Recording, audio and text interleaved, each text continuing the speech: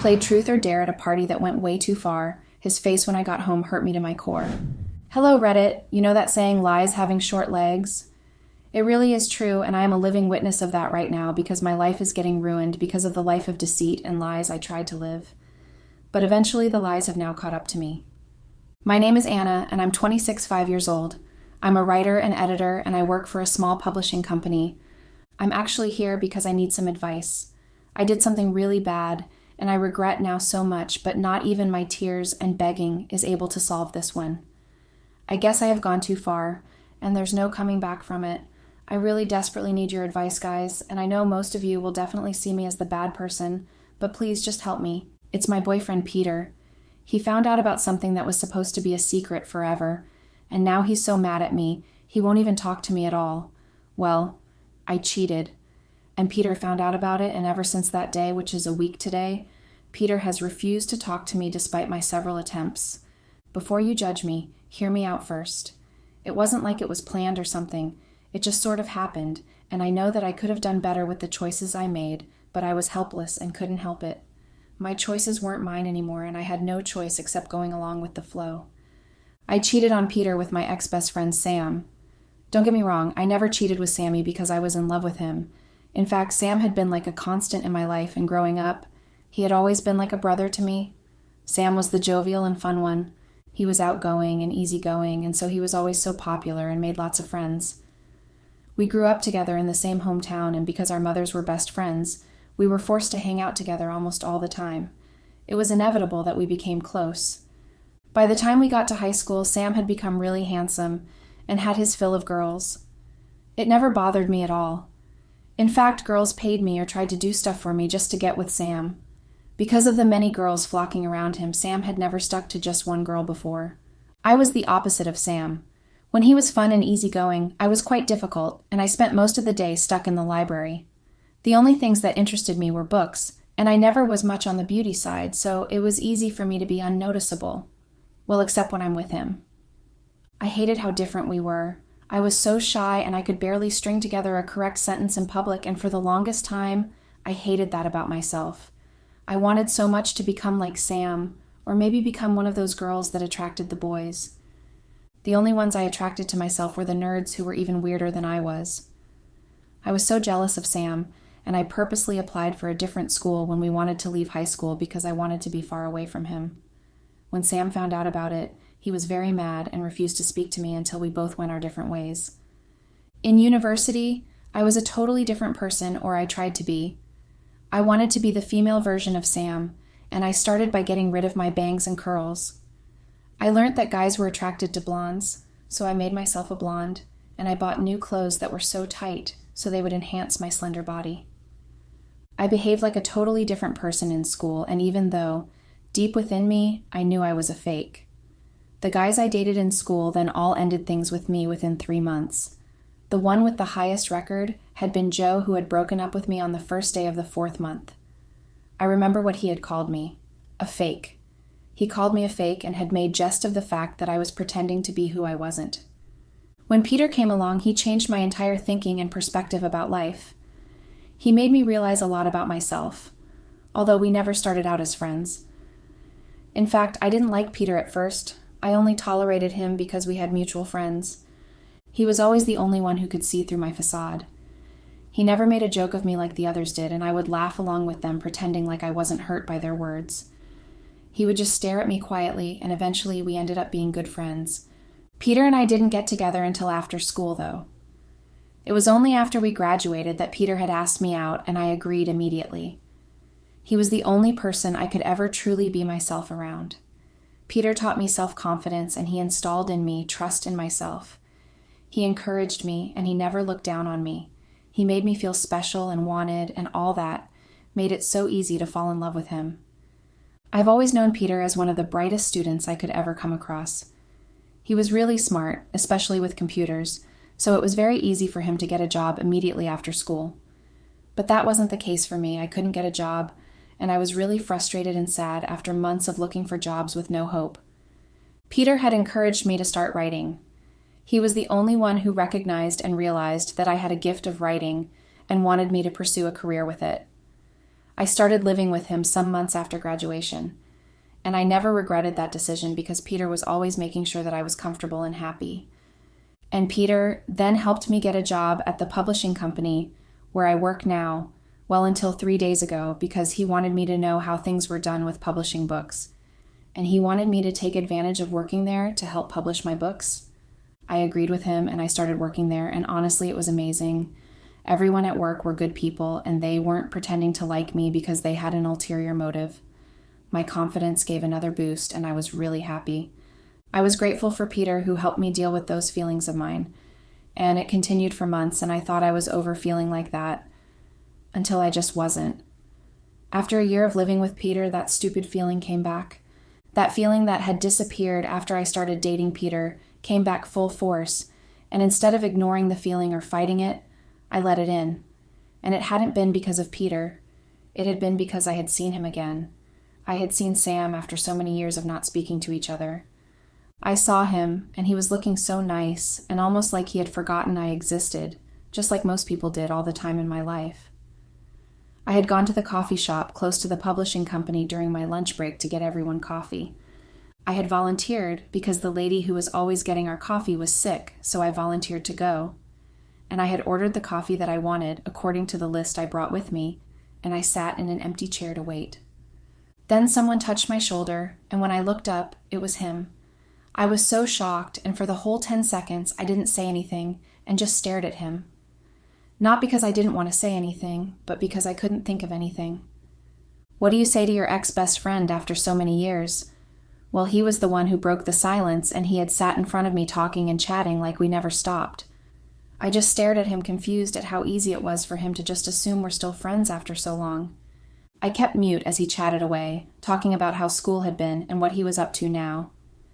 Soon my coffee was ready, and Sam had reached for my hand before I stood up and told me, "I've missed you, Plump." Plump had been his nickname for me since we were kids. I had always been slender, and because I didn't add up weight no matter how much I ate, he started to call me Plump jokingly, hoping I'll become fatter if he did. He got my number before he finally let me go. It was only when I left the coffee shop that I was able to breathe properly.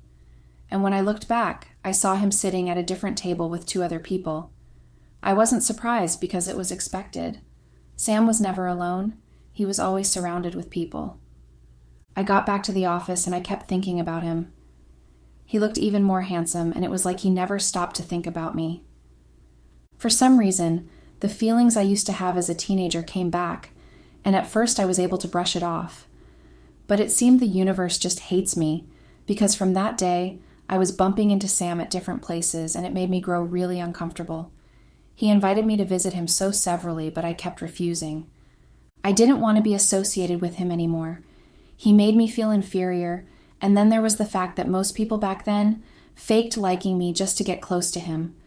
I had people that loved me now. I didn't want to let that go.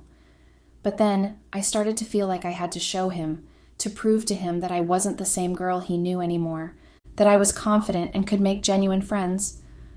So I had accepted his offer for lunch that day. All of these while, I didn't mention anything to Peter. In fact, I never told him about Sam before. I wanted to just forget about him because he brought back the past with him. So when I met with him for lunch, my excuse to Peter had been a longtime friend who just arrived back into town. Peter hadn't asked many questions and had allowed me to go. He probably thought it was a lady, and he hadn't questioned me further. Sam had been waiting for me when I arrived, and he had ordered for us. As usual, he didn't even let me choose what I wanted. He just assumed he knew. He ordered his favorite, which I didn't exactly fancy even back then as a kid. But Sam just assumed because we were best friends, our favorite anything was the same. I never put up any arguments anyway, and I allowed him to have his way. That afternoon was spent mostly trying hard to impress Sam. I told him about Peter and where he worked and how much of a hard worker he was. Sam had just silently stared at me as if he was seeing me in a different light, and it pleased me greatly. After we left that restaurant, Sam started texting me frequently. At first it was the casual hellos, and then Sam was inviting me to be his date to parties. He didn't mind that I was with Peter. He never asked about him. It's like he wanted to ignore the fact that I was actually in a relationship that wasn't just being his best friend. He just assumed everything would go back to normal between us. And I guess I played a huge part in making him think like that too. Going to that party with Sam had been my worst mistake because I ended up doing something that I never thought I would ever have done. The party was the birthday celebration of one of his many friends, and it was meant to happen in the evening. I lied to Peter that my friend from work was the one having the party and that I might be late. Again, Peter didn't question me. He trusted me, and I felt really guilty for lying to him. But I didn't want to tell him anything about Sam yet. He was like a permanent toothache that had refused to go away, and I didn't want Peter to know how much he still affected me. When we arrived at the party, I expected Sam to leave me and go to his friends, but he wasn't to my surprise. He took me everywhere he went, holding my hand like we were lovers. And I guess people just assumed we were because they kept complimenting me and telling Sam that his girlfriend looked beautiful. Sam didn't try to correct them and only agreed with them. When we finally got to sit, Sam had offered me a drink, and I honestly thought it was water because of how sparkly clear it was. I drank it in one gulp because of how thirsty I was. It was only after I drank it that I realized that it was an alcoholic drink, and since I was a light drunk, I was already tipsy. Sam must have noticed, and he had made us stay just a few minutes more before excusing himself and driving us from the party. I thought Sam was going to take me home, but to my utmost surprise, he had taken me to his place. But I didn't question him or utter a word. It was my first time in Sam's apartment, and it was very different from Peter's apartment. Where Peter is really organized and hates having anything out of place, Sam's apartment looked like it had been hit by a volcano. Sam had offered me water, and when I was done with it, he came to sit beside me. He held my hand and complimented me, telling me how beautiful I looked in the dress I wore, and how he liked how my hair shone and glistened under the disco lights at the party. I didn't know what to say because Sam had never been one to compliment, so I just stared at him while he spoke. I don't know how, but the next thing that I was aware of was Sam's hand in my hair, holding it in place, while his lips were on mine, kissing me rather roughly. Instead of moving and pushing him away, I just froze and sat there allowing Sam to kiss me. He must have thought of that as an acceptance because he went further to kiss my neck, my shoulder blade, and then proceeded to try to unzip my dress. I honestly don't know why I allowed him. I had never before that time felt sexually attracted to Sam. I couldn't fathom why my body was reacting to his touches and kisses the way it was. So while he moved his hands over my dress, I allowed him. I stupidly encouraged him by even making small sounds. It was right there I discovered one thing. The only reason I was so envious of Sam being around other people was because I had always wanted him for myself alone. I hadn't wanted to share him, but I didn't think of it that way, because I never was in love with him. So I thought my jealousy had everything to do with the fact that he got more friends than I ever did. So when he pushed my dress over my thigh and adjusted me on his couch so he could have better access to my naked body, I still didn't object. It was like I had no mind of my own. Believe me, guys, I know how stupid I sound, but I really felt like I had no mind of my own. No strength to push him off and say no. So I allowed him. I even allowed him to drag me to his bed after we were done having sex and pull me to him while he slept off with me staring at the ceiling, wondering what I had just done. Sam felt everything was normal and that it was meant to happen. He didn't even apologize for it. I could have easily lied and said he took advantage of me. I was tipsy. But then, I cannot say that because I was fully aware of what was happening. It was unexpected, and I never thought anything like that would ever happen between him and I. Maybe Peter would have been able to forgive me if what happened between Sam and I had only happened once. Maybe he would have overlooked it after getting angry and then consider the fact that it had been a mistake. But it hadn't happened only once. The first time was easy to blame for being tipsy. No, I did blame what happened between us on the alcohol, but Sam hadn't. He was so confident that I was attracted to him, and he made sure I knew that. It happened again when I had to go home to visit my parents. Peter already knew them, and they were in love with him already. My parents loved him like a son, and they expected him to come with me. Unfortunately, he couldn't because he had work, so he sent them gifts through me. I hadn't gone to see Sam since that first time that we had sex because of how guilty I felt. I even stopped sleeping with Peter for a while, lying about my menstrual period. I kept giving Sam excuses why I couldn't see him, and when he stopped calling, I thought it was for the best. What I didn't expect was that Sam was going to go home too. I knew it wasn't a coincidence. Sam was definitely aware I was coming home since my mom must have mentioned it to his mom, who must have mentioned it to him. Believe me, I tried so hard to stay away from Sam, but he was like a rash that wouldn't go away. And so for the second time right there in my bedroom in my parents' place, while they had gone for a wedding ceremony which I refused to attend, Sam and I had sex again. And from there, it became a regular routine. I lied so many times to Peter that I began to think that lying was my second name. It became easy to sneak off during my lunch break to Sam's place and to have sex. We were very sexually compatible. Sam knew what to do with my body to make me plead for orgasm. He knew exactly how to turn me on even without touching me sometimes. He was a huge distraction. We went to so many parties together, partying really hard, and for the first time I felt like I really belonged to Sam's world, although he started to introduce me as his best friend to people again, and I couldn't complain. I couldn't exactly have him introduce me as his sex buddy. We would party and then retire to his apartment to have sex. Peter was starting to get really suspicious of my movement, and whenever he questioned me, I got irritated and I turned it into an argument. I would yell about how he didn't trust me enough to believe me and things like that. Peter kept watching me, but I wasn't as bothered as I should have been. I thought I was careful enough to hide the tracks of my cheating, but guess I was wrong. Really wrong. Because it hadn't taken Peter as much time to figure out exactly what I'd been up to, and honestly, the consequences had been really great. It was that party. That silly party. I had not wanted to go initially, but Sam had insisted on me going, so I had done my usual, lied to Peter as I have been doing for the past weeks. I should have known that Peter was suspecting me. I should have known that he was getting closer to the truth from the way he stared at me with a strange look in his eyes. I should have known that he wasn't a fool to be played around. I never for once took Peter for a fool, to be honest. He was the smartest guy I know, and I love him very much for that, but I guess my actions suggested otherwise. I guess I thought having two different guys way different in everything, including physique, was thrilling. I thought everything was fine and that there was no loophole. I have never been so wrong in my life. That day, that horrible day, I had gone to a party again with Sam.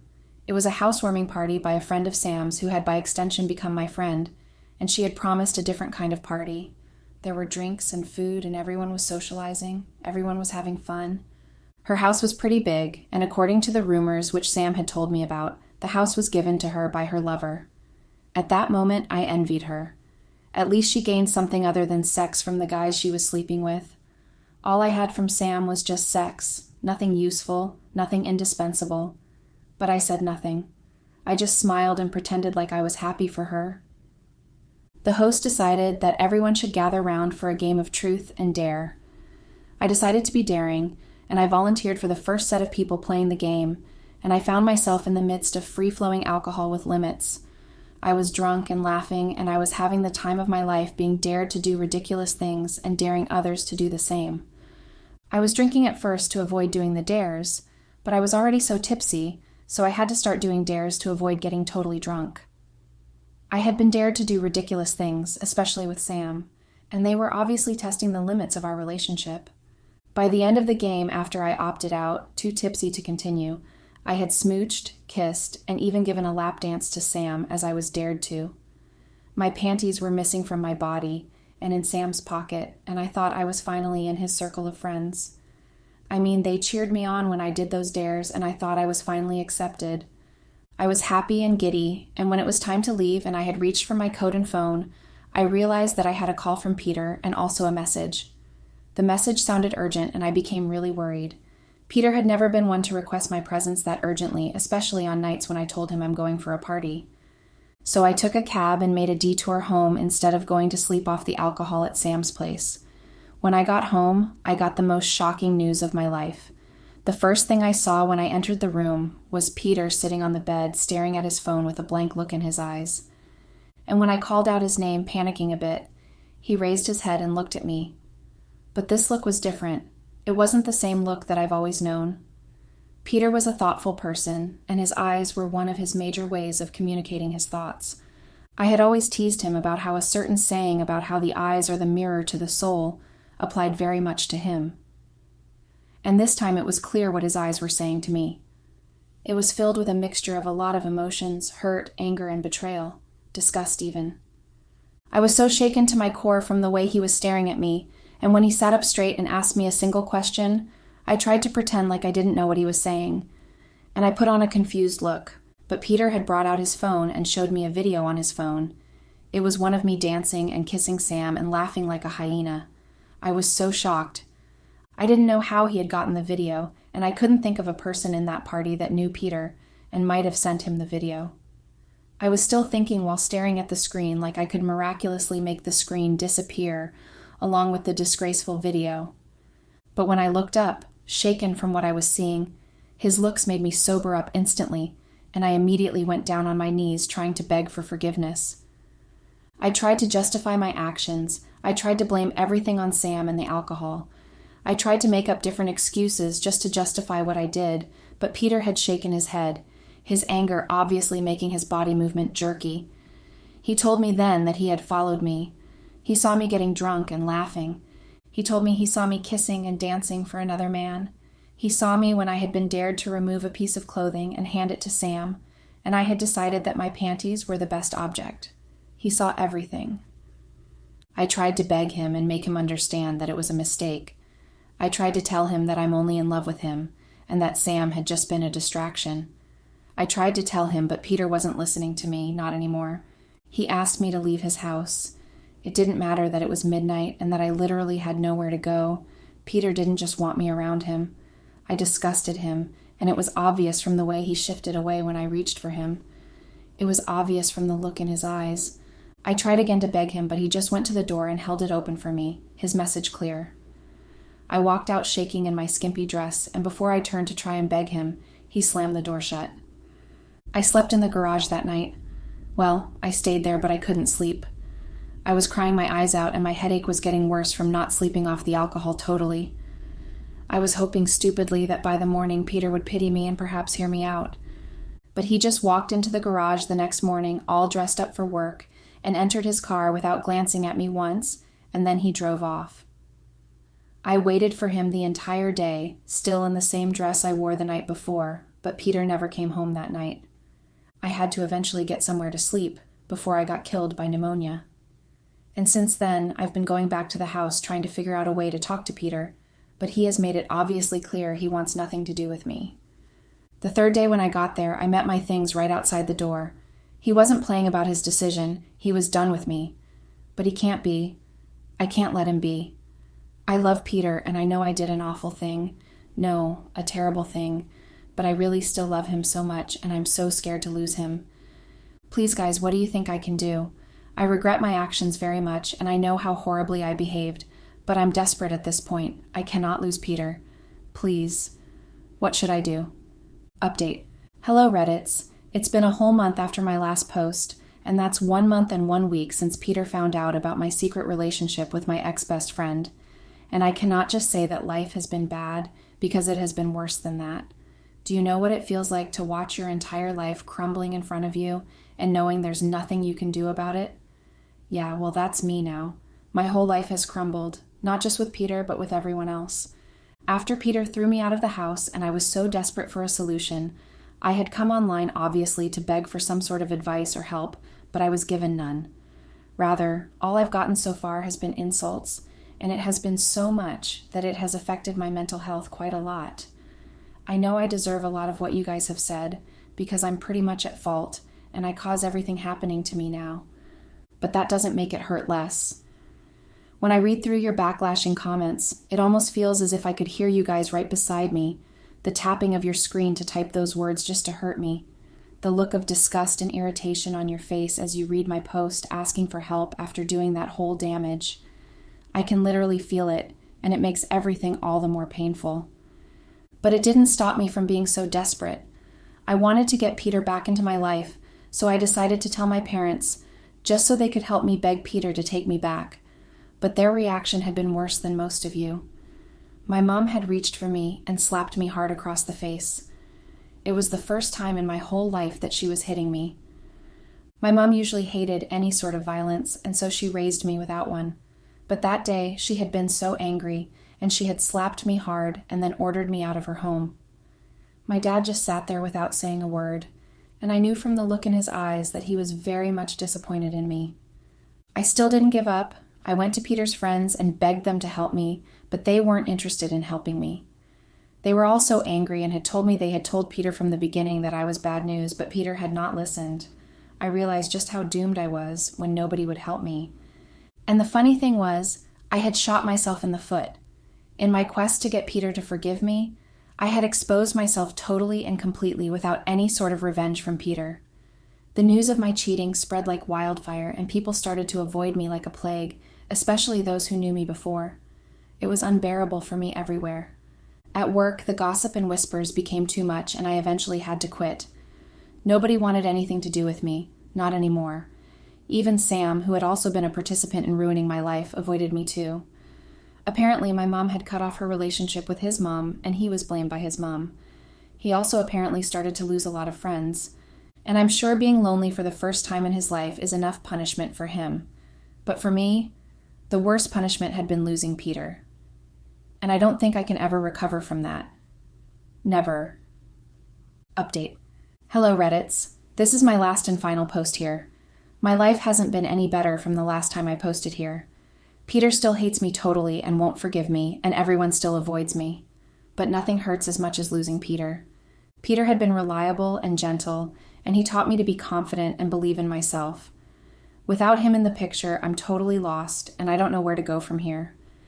And nothing hurts as much as also having to stalk social media to get any new information on him. It was there I discovered that Peter is now involved with someone else, a lady, probably from his workplace. He had his hand around her waist, and he was smiling while she was laughing. It could have been his friend or an acquaintance, but not knowing is killing me. Has he moved on totally? Has he forgotten about me? Is he really dating her? He looked so happy in that picture, and I felt my heart twisting in pain at seeing him like that with another person that wasn't me. Peter was the best man for me, and I ruined everything between us all for a loser like myself. Sam had never been a positive person in my life, and all he had ever caused me to feel was inferiority and unhappiness. I cannot believe I was stupid enough to sleep with him, thinking I could get away with it. Now I've lost the most important person in my life. Peter will never forgive me, and I know that for sure now. I know because I cannot forgive myself too. All I do every day is wish so desperately as I go to bed that I wake up with his arms around me and realize that this was all a bad dream. I wish that I had known the end from the beginning, so I would have been able to avoid all of these. Knowing that I may continue to live this sort of life where there's no peace in my heart is just tortuous.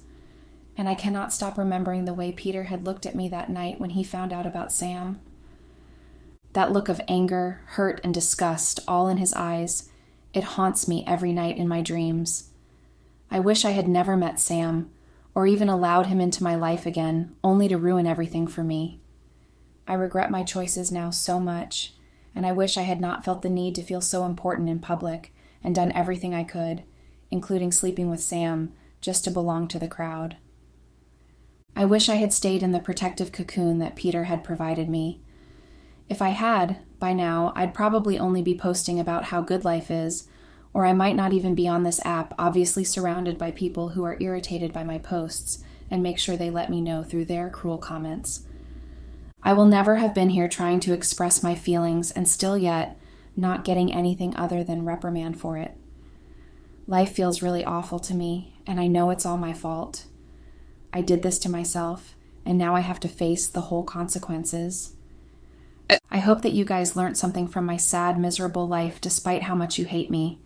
Goodbye, guys.